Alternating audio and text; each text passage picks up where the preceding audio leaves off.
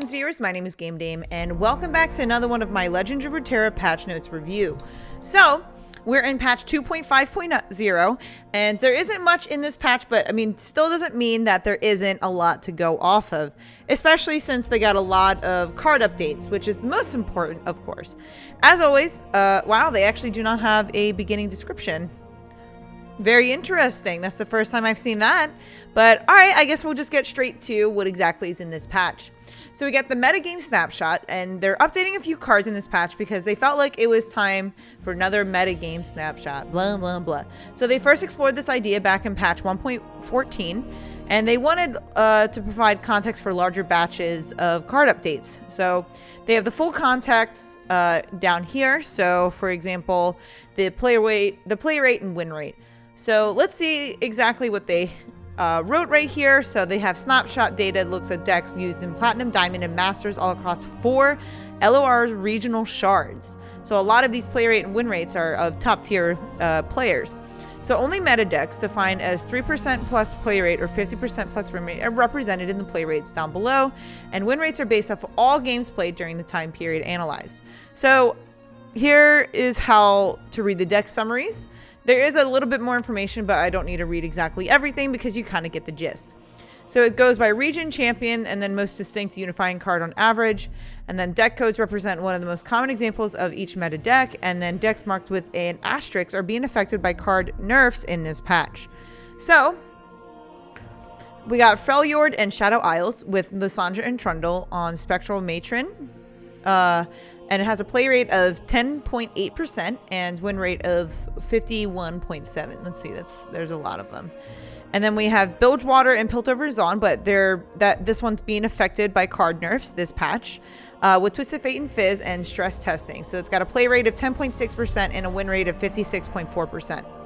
So then we have Demacia and Ionia, which is also being affected by some nerfs, with Fiora and Shen for River Shaper, with a play rate of 9.5% and a win rate of 56.4%. Then we have Demacia and Shurima with Azir and Lucian with Remembrance, and then it has a play rate of 7.4% and a win rate of 52.2%. So this deck is also being affected by nerfs. So we got Bilgewater and Targon with Zoe and Aphelios from Mountain Scryer, and it's got a play rate of 4.7% and a win rate of 54.2%. And then we have Demacia and Freljord with Fiora standalone. So it has a play rate of 4.5% and a win rate of 50.1%. And then Freljord and Noxus with Ashe, Sejuani, and LeBlanc, and Reckoning for the most distinct unifying card for this, of course. And that has a play rate of 4.1% and a win rate of 53%. So then Shadow Isles Shurima with Nasus, I like to call him Susan, and Kindred with the Undying. And then that has a play rate of 4% and then a win rate of 51.8%. And then with Bilgewater and Noxus, then you have MF and Gangplank, of course, the duo, the duo of the seas, that's what I like to call them, with Legion Grenadier, and then it has a play rate of 3.6% and a win rate of 53.5%. And then we have Freljord and Shurima with Renekton and Sejuani with Ancient Yeti as the key card, with a play rate of 3.2% and a win rate of 54.5%. And then the last two are Noxus, Piltover, and Zon with Teemo, Draven, and Jinx, and the card, like the big card Jury Rig, with a play rate of 3.2% and a win rate of 53.4%. And then last but not least, we have Freljord and Noxus with Vladimir and Braum for Crimson Disciple as the #1 card to be used in this, with a play rate of 2.9% and a win rate of 51.6%. So it looks like percentage-wise, the highest one that they have, I believe, is 56.4%. So that is both the Bilgewater, Piltover Zon with Twisted Fate Fizz and stress testing, and Demacia and Ionia with Fiora and Shen and River Shaper. But be wary because these decks are marked with being affected by card nerfs in this patch. So that is the Metagame Snapshot of what is being played in Platinum, Diamond, and Masters. So now we got some card updates. So Twisted Fate is getting a level up requirement So Twisted Fate used to be, I've seen you draw 8+ cards. Now it's, I've seen you draw 9+ cards. So that's a little bit of a nerf, and that's why it's going to be affecting some of the stuff that we talked about above. But I think that's good that they gave TF this kind of like nerf in this sense. So his level 2 is really, really disgusting. Like, I would say it's absolutely fucking gross. So I am glad that they brought this to him. So now with Fiora. So her base level stats went from 3-3 to 3-2, and then on her level 2, it's 4-4 to 4-3. I always hated playing against Fiora. I think her entire, like, language, like, when she first came out, I could not win any games against her. I hated going against Fiora, but I am glad that they did nerf her a decent bit in her health stats, so that makes her a little bit easier to kill. I like this. But if you can't beat him, join him. So I definitely did play some Fiora decks, and I felt overpowered. But with Yarvin, we have his base stats are being, wow, he's gaining some stuff. So he went from 5-3 to 6-4. And then in his level 2, he went from 6-4 to 7-5. So that's pretty cool, because Yarvin now has been the least played champ that I've seen. I haven't really seen him play, though, that much. But so they gave him a nice little buff in order for people to play him more. Good on you, Riot. Now with Shyvana, her level 1 change added Fury. Wow. So her base stats were 4-4, but she did get nerfed to 3-4. And that set goes for her level 2 from 5-5 to 4-5. So as they explain right here, Shyvana originally did not have Fury given her thematics, but however, the lack of Fury has caused enough gameplay issues and her usability for us to retroactively consider her design, which I do like this buff to her for them adding Fury. And I do think changing her base stats a little bit by nerfing it just by a point for her attack is actually not bad, because her health is still pretty good. Then we have Lulu. So her base stats actually also got a buff. So she went from 2-3 to 3-3 for her first level. And then her second level, she went from 3-4 to 4-4. So she's also been one of the more least played champs along with Yarvin, but you know, of course, they're going to add them in there to try to make them a little bit more playable. And then we have pick a card, Twisted Fates, pick a card. So the cost of it went down from 3 to 2. And this is the original text that they had. So the original text was place a card from hand into your deck to draw 3 the next round start. Give them fleeting. And it has been changed to place a card from hand into your deck to draw 2 at the next round start. Give them fleeting. So I think that's pretty gross, especially since I mean, it's not even that much of a change.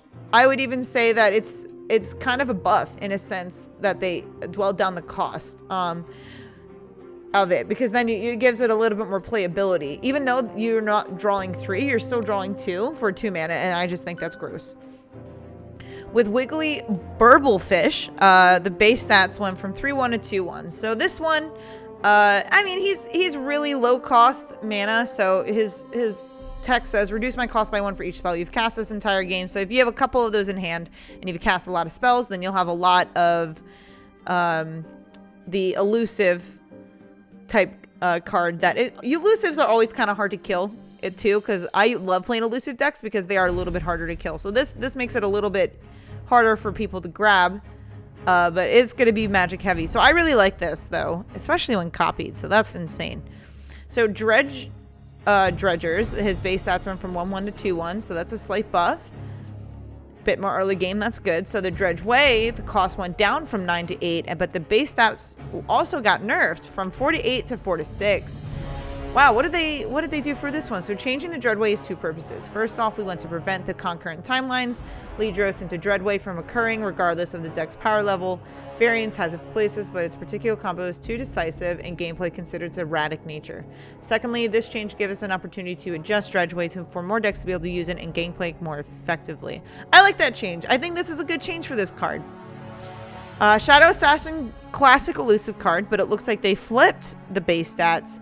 So that is nice that it is getting a little bit more of an attack.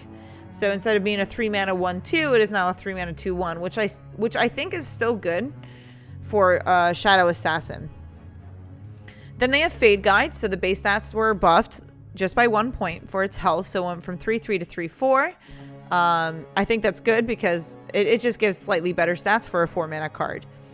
Even if it is a grant an ally elusive. I think that's good.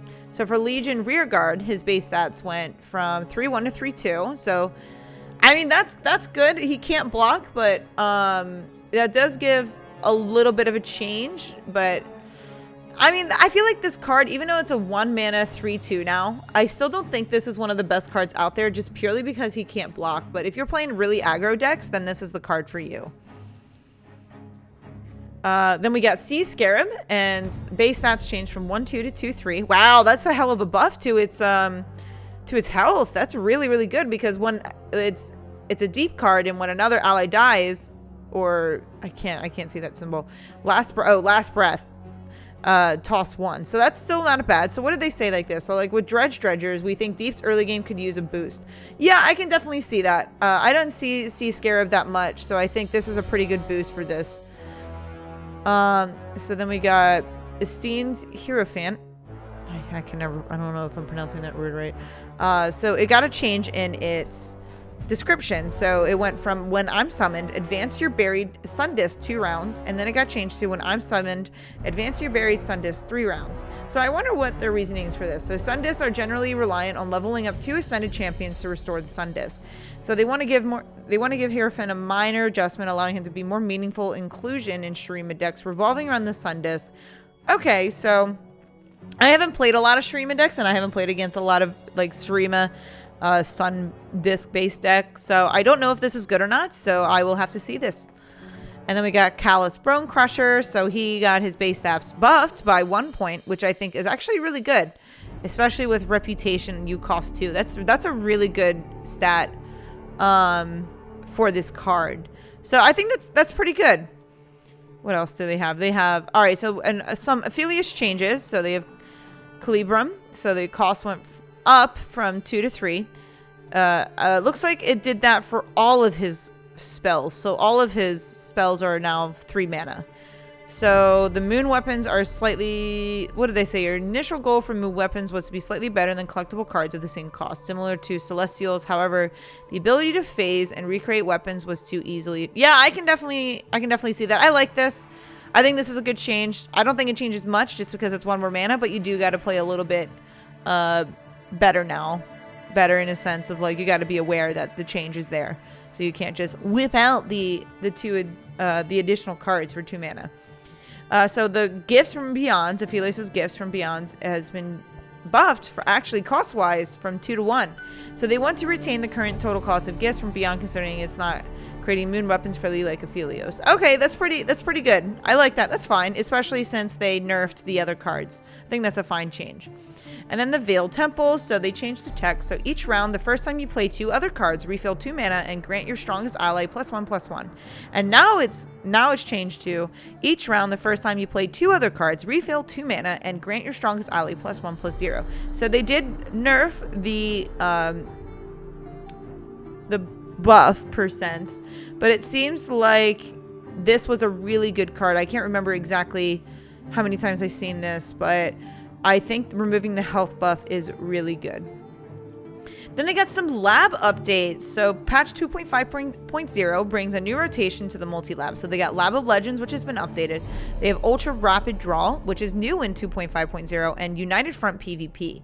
And then additionally, Lab of Legends has been upgraded with champions. Talia and Azir have joined the Lab of Legends lineup, each with their own unlockable icon for completing a run. And then they have difficulty tiers from normal, hard, heroic, and legendary difficulties added. So if you complete a run on each difficulty tier to unlock the next one. So you kind of just got to work your way up like steps. And then they have reward rerolls. So you don't like your rewards, toss them for a new batch, which I think is pretty cool, but you only get 3 for each run. So use them with care. And then run results, so share your glorious victories and painful defeats with new summaries added to the end of the run, which I think would be really good for when you're analyzing your gameplay afterwards to see what you could have done better. And so we got a new board, which is Planet Earth, and then the new Guardian is an, oh, how cute, his name is Earth. How cute. And the card back's pretty sick. Okay, that's a cool card back. 1 new emote, big flex, hell yeah. And the Planet Earth bundle is available for 2,169 coins, and the bundle includes the Earth board, the Earth Guardian, the Big Flex emote, the Planet Earth card back, and the exclusive Earth icon. Now, they do have miscellaneous and bug fixes, but you guys can go see that for yourself, or where I'm linking of course, as always, in every patch notes. I'm going to be linking it in the description down below.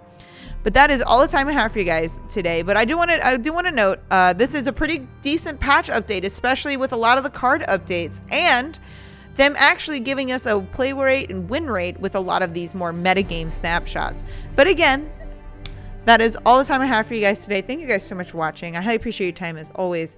But please do not forget to subscribe and or follow not only to my YouTube but to my Twitch. You guys know where my YouTube is at. You can find my Twitch at twitch.tv/thegamedame. Thanks guys, and I'll see you in the next video. Bye-bye.